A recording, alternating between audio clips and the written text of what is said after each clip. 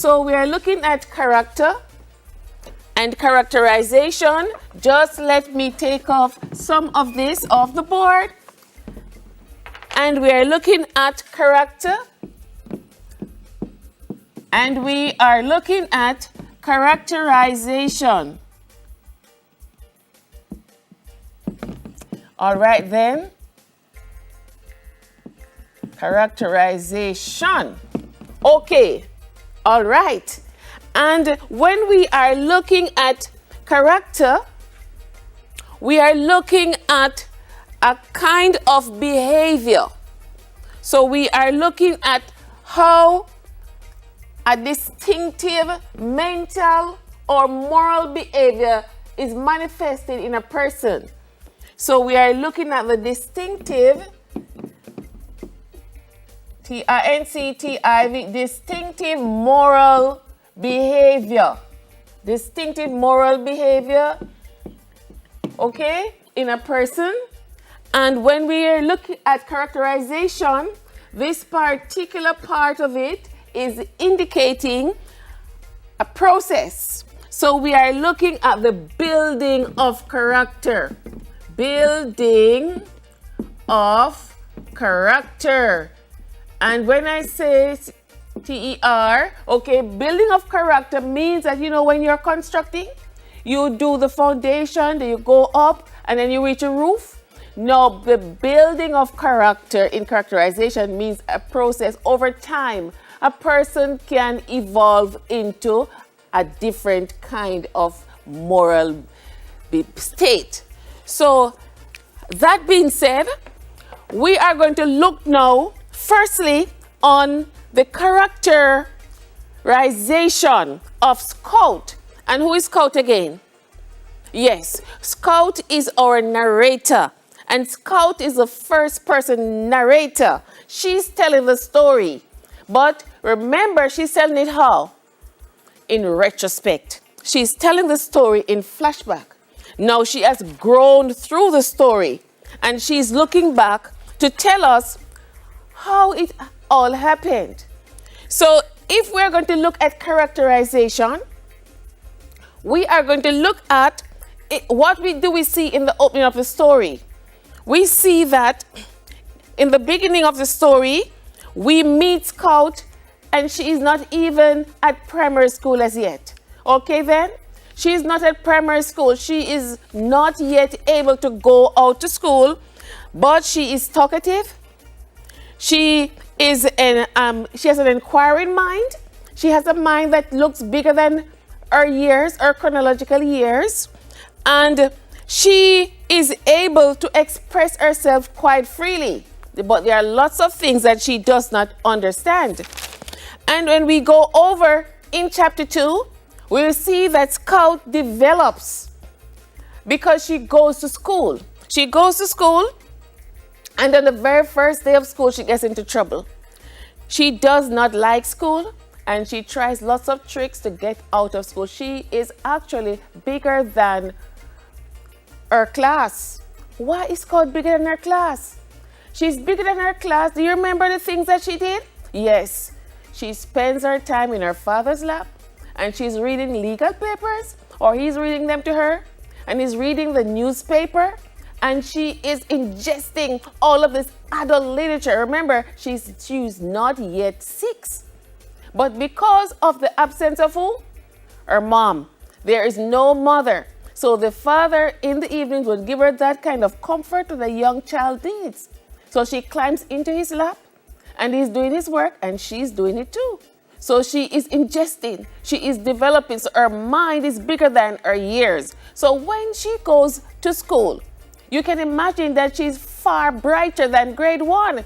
And she finds school is very boring to her because it is not challenging her. So she goes into school, and you know, Scout is like this.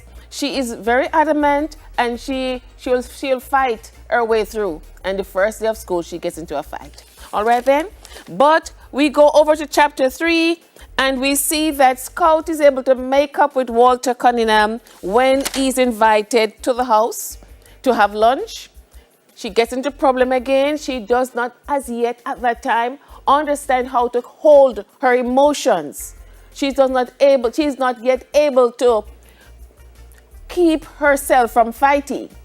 And what am I doing? I am looking at characterization. I'm looking at character development. So when you're being asked to say how a person develops in a novel or in a story, you should track how the person moves and responds to different events, become who they were and who they have become as a result of the impact of different events that they participate in, and how they react to it. All right then. So in chapter 4, Scout evaluates the school system and she decides that it is meaningless. We understand why it is meaningless, because she has received an adult type of education. Now, the students are still preoccupied with the Radleys, right? And Boo Radley is still this phantom person to them. So they begin to dramatize. The role of literature comes in. When we go to the theater, we often see our lives being played out. Well, they were playing out the phenomena of Boo and his family. So they were doing that because they are trying to make sense. It just didn't make sense for them. The family in the community, it just didn't make sense to them. The way the family was situated, cut off from the rest of the community. And in chapter 5, we see that Scouts begin to shift because Jem now has moved into a new grade. He's growing up. He has little time for her as a girl, and Scout begins to shift her mentally. Now she is shifting away from Jem to Calpurnia, and she is become more feminized. Okay then? And she's going to Miss Maudie. So she is now developing in the area of femininity. All right then? And then we go to chapter 9, and Scout goes to Finch's Landing because it is Christmas. And she starts learning a lot more things about racism. And we're going to look at that in depth because we want to look at racism as a very important theme in the novel, among other themes. And she goes there and she discovers racism in depth, having a conversation with Francis. Now they return home and we see her growing up more because her father is older than other men, starting late with his family. And we see that Atticus, their father, is able to shoot a mad dog one shot. And they are, wow, astonished. We didn't know that our father could do this. So she is growing up and learning more, respecting her father even more. The father becomes more of an hero in their sight, things like that. So we move forward in the novel, and we see that Scout and Jem go to church with Calpurnia, and we see another side of racism coming out. And she begins to understand the other side of things, how the colored persons or the Negro persons live in their community, the way they worship, and things like that. Around that time, their father Atticus begins his case with Tom Robinson. And that's another learning experience because the children actually go to court. And Scout goes to court and her mind expands. Now, soon after that, and this is one of the big points now in the characterization process. Because soon after that, after the case begins and it's going near to trial, we see that Scout is able to address a group of men out of fear for her father's life. Because I don't know if the men would have, Atticus says that they could have hurt him a little. But why do you think the men went to the courthouse late in the night and tell Atticus, step aside. You know why we have come. We want Tom Robinson. What do you think they were going to do with Tom? Remember, they are not the judge. They are not the sheriff. So what do you think they want? They're going to take him out and lynch him. That's what they wanted to do. They didn't want him to go to trial because they didn't think that a black man deserves a trial. And they were going to do their own kind of militia justice. And Scout with Jem and Dale are there. And she rushes up to the men, and she starts addressing them in such a way that the men's mouth fell open. So we see that Scout is able to stand up and give a... Normally, Jem would have done it because he's the older of the two. But Scout steps into the ring of men and she starts to address them. She started to talk to them and she talked them out of their mission. And they left the jail that night and left Tom inside the jail, and they could not, after Scout's speech, force Atticus to move and let them take Tom to lynch him. So Scout, we see, I'm talking about growing up mentally, not just physically. Now, things began to develop, right?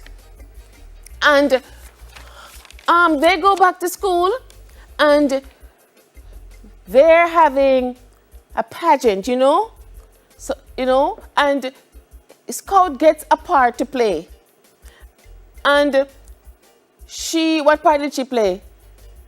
Right, she represented pork, okay, because it's an agricultural community, and each child in the pageant is supposed to represent a part of the agricultural aspects of the community, and she had to be a ham. So Scout is coming home now in the night, and this is a big point. They are now being followed by who again? Bob Ewell. Why does Bob Ewell follow the children? He wants to get revenge. What happened in the case? Right? Although Tom was convicted, wrongfully convicted. Right? He did not rape Mayella. That's right. But a black man could not go free. Remember, you see, this is a dark novel. I said about stomach, when we spoke about stomach the last class, you have to have a lot of stomach. So a black man is not worthy to be free in that time. And so the jury was white, the white jury. They sat and eventually they said, he cannot come out free. Characterization is referring to the building of character. And we were looking at the main character, who is the narrator, who is Scout. And we said that she grew up. She grew up through the years. By the time we reach the end of the story, she's not the fighting, impulsive Scout that we met at the beginning. So when you're talking about characterization, you want to show the evolution of character, the development of the person. So we were finishing up, and I'm at chapter 31, the last chapter now, where we're just going to clinch that point. This is when they're coming from the pageant, and Scout and Jem are attacked by Boo Radley with a knife. He aims to kill them. And why does he want to kill them? They are Atticus's children. And Atticus dared to defend a Negro man in court. And I'm going to come to the word Negro, because we have Negro, okay, and we have another word which is a derogatory of that. Nigger, right? So these are some important words that diction in the novel that you want to pay attention to. Because when you want to reduce the Negro, you say nigger. And when you want to recognize him as a part of humanity, you say Negro. So you want to pay attention to that, because that aspect of language is very important. So we were saying now, right? Yes, that the Scout's father Atticus dared to defend a Negro man in court. You remember that Arthur Radley did not go to prison because his father said that he couldn't share the cell with a Negro? No white man is supposed to share a cell with a Negro. So we see that the racism is deeply ingrained in the novel. So we remember asking about how many persons we can allude the mockingbird to. So deeply embedded is this aspect of racism in the novel, black and white. So in chapter 31, as we close, she says, when Boo Radley shuffled to his feet, what is Boo Radley doing there? Boo is the what? Duppy Radley. He was a mystery all these years. Boo is no longer a mystery. Boo is the person who saved the children's lives, right? Do you remember? He is the one who attacked Bob Ewell and prevented him from killing the children in the night. And he carried Jem on his shoulders to the house, and Scout was following behind. Now the doctor has come and everything, everybody's up, and then Boo Radley is on the patio. All right then. So when Boo Radley shuffled to his feet, light from the living room windows glistened on his forehead. Every move he made was uncertain. As if he were not sure his hands and feet would make proper contact with the things he touched. He coughed, his dreadful railing cough. Why was he coughing so much? Yes, Boo Radley spent nearly half quarter century locked up. He's not seen the sun. He's ill. And so he's coughing and was so shaken he had to sit down again. His hand searched for his hip pocket and he pulled out a handkerchief. He coughed into it and then wiped his forehead. So this is Scout in the presence of Boo Radley. And if you know what I'm saying, you remember? This is Scout who raced like Dickens past Boo Radley gate. And this is Scout standing and observing Boo Radley. And later on, what does she do? She leads him through her house and she walks him home. Now, if that is not character development, you tell me. She has moved from a person, like a child who has been scared out of her wits, to be escorting the very man of her imagination and dramatization, and she's escorting him home.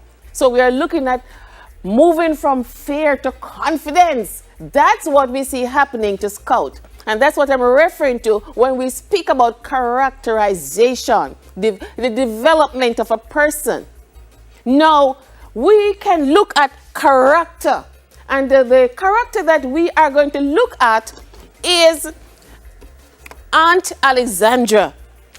So I'm going to take a quick look, just 2 readings from Aunt Alexandra. And I'm going to turn to page 89. And I am going back to the time when they went to Aunt Alexandra to have Christmas dinner. And who do we meet there? Francis. We meet Francis there, and in a similar fashion, that Scout sat at his father's feet and in his lap, and he was able to imbibe all the legal matters that he was studying. It's a similar thing for Francis. So Scout became a child lawyer in her brain, and Francis became what? A prejudiced child in his brain. So I'm on page 88, and they are sitting down and talking, and it's after dinner. And Scout says, they're talking about cooking. Aunt Alexandra is such a great cook. So Francis says, Aunt Alexandra says that she's going to teach me to cook. And, you know, Scout and Dill, they are very good friends. And Scout begins to tell him about Dill. And he made a big noise, Francis that is. And Scout says, what's the matter with him? Him meaning Dale. I asked, ain't anything the matter with him? And this is what Francis says. You mean that little runt? Grandma says stays with Miss Rachel every summer? Grandma says that Dale is a little runt. Do you know who's a runt? A little pig. So here is Aunt Alexandra talking in the presence of Francis and saying Dale is a little pig that Scout is running around with in the summer. No, this is a grown person. This is her mindset. So we are talking about what? Character. This is who she is right now in her mind. So the difference between character and characterization is a process of developing and growing and changing morally in your mind. And character, this character, who you are right now. We're saying that Alexandra, Aunt Alexandra. Okay? Grandma says he hasn't got a home. And we know that's not true. Simply because Dale comes to spend summer at Makeup doesn't mean he doesn't have a home. And his mother would have been single at the time. And you know how it is with single parents. They need to keep the child occupied because they have to work. And so Grandma said he hasn't got a home. Scout says he has to. He lives in Meridian. He just gets passed around from relative to relative. And Miss Rachel keeps him every summer, says Francis. Francis, that's not so, says Scout. Francis grinned at me. You're mighty dumb sometimes. Jean Louise. Now, Jean Louise, we know is Scout's real name. Guess you don't know any better, though. Don't remember what I said. Francis is a product of Aunt Alexandra as much as Scout is a product of her father. What do you mean? She says. If Uncle Atticus lets you run around with stray dogs, that's his own business, like Grandma says. So it ain't your fault. I guess ain't your fault. But I'm here to tell you, it certainly does mortify the rest of the family. So you see what I'm saying? So we are hearing through dialogue, which is a technique used by the writer to help us to understand who Aunt Alexandra is. So we are looking into a character. So we get an insight into Aunt Alexandra's character. And we see who she really is. Now we're going to move forward because we're digging deep. And we're going to look forward into one theme, which is racism. Now, before I go into racism, remember that when you really know the novel, you can write anything. So you may want to write about a character who is prejudiced, who is Aunt Alexandra. But suppose you were asked to write about family relationships. You could still use that scene to talk about family relationships. So you see, everything is intertwined. There is nothing that can be cut clean out of the novel because we have a family situation right there and we have a theme coming out. So you could easily write about a family relationship situation in which members of the same family are different. So Atticus represents the figure of justice. He's upright, and Alexandra represents prejudice. So in the family, what is he saying? In the context of a family, you don't expect everyone to be alike. They are different. You can expect them to be different. So you can like, for example, one member of a family and you don't have to like the other because different events impact upon them and their minds are different. So we're going on to look at racism, and we're looking at page 42 in this book. And here on page 42, I would like to show you something more about two words I introduced before.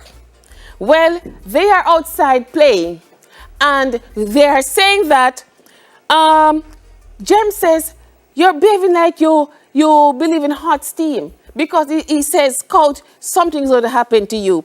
And she says, what's hot steam? And Jem says, haven't you ever walked along Lonesome Road at night and passed by a hot place? Asks Dale. Hot steam, somebody who can't get to heaven, just wanders around. And she says, how can you stop from passing through one? And they continue the conversation, and she says, don't you believe a word he says? She says to Dale. Calpurnia says, that's nigger talk. That's nigger talk. Now remember what I said. Negro and nigger. So if you're going to talk nigger talk, that's a derogatory. It means that you have become lower mentally. So you're a Negro, but if you begin to behave a certain way and talk certain things, you become a nigger. And that was coming from Calpurnia. So it doesn't mean that only white is against black. Black is also in themselves, they say derogatory things, and black persons also have their own hang-up against white. Well, that's all we have for today.